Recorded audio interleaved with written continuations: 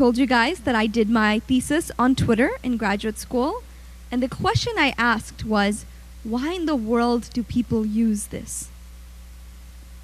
It wasn't a naive, going in there and thinking this is awesome. I really was curious what allowed people or what tempted them to share what they had for breakfast, right? Or I'm walking the dog, or some of these very mundane things that you see that I think a lot of us have been turned off by and say, what's the purpose? Why do people use social networks to share this type of information? And frankly, why do we use social media?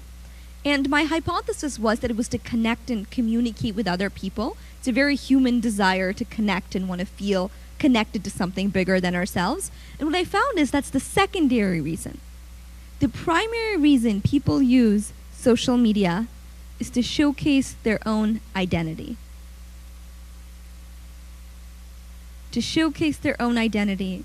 So, if you're anything like me, your first thought across my mind was, wow, we're a bunch of narcissists. Right? This is essentially the entire world is a giant selfie.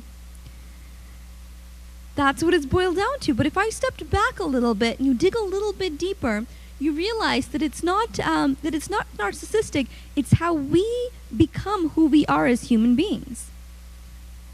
In fact, if you go back and look at art, some of the earliest pictures and drawings are not necessarily of the world around us, but of ourselves.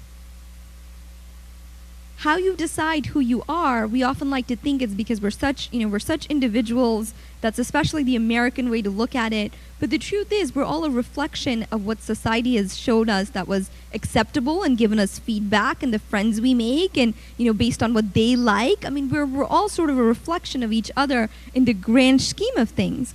And so what this means from a social perspective is the reason people get these accounts isn't so much that they're to connect with other people. That's great. That's a byproduct. But it's almost the thrill of filling out that profile.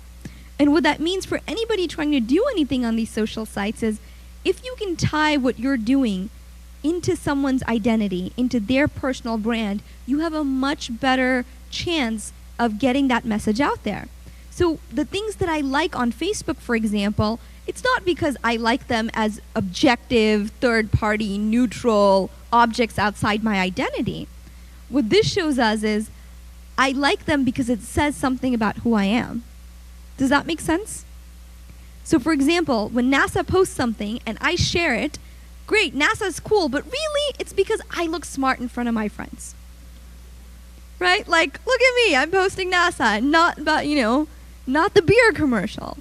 There's a certain sense of what people do and what they share and how it all ties back into what it says about who they are. So as an organization, as individuals who have agendas and certain things that you're trying to accomplish, anytime you can tie something back to that individual, to, how does this make someone sharing, how does this make them look? If you can ask yourself that question, and if the answer is it makes them look smart or cool, I promise you that post, that update, whatever it is, will have just a much stronger effect than something where you say, what does this say about NASA? Facebook understands this really, really well, and it's one of the reasons that they created their timeline feature, which 2 years ago was a big issue and people didn't like it, didn't really understand why Facebook was doing it, but it's because Facebook understands this very fundamental truth. We're more excited about our cover photo than anything else on Facebook, even the people who complain about it. Right? People who are like, oh, I'm never going to do that, and it's like changed, 6 times a day. There's something about that. I mean, there's a reason why our computers still have wallpapers that we get to change out. It gives us that sense of ownership. It gives us a sense of reflecting our own identity. And it's a very powerful trend. It's not going away anytime soon. And so the projects, when you do them, and you think about you want to engage a bigger audience, you have to ask yourself, what does this allow them to say about themselves? And if you have a good answer for it, the chances are you're on the right track.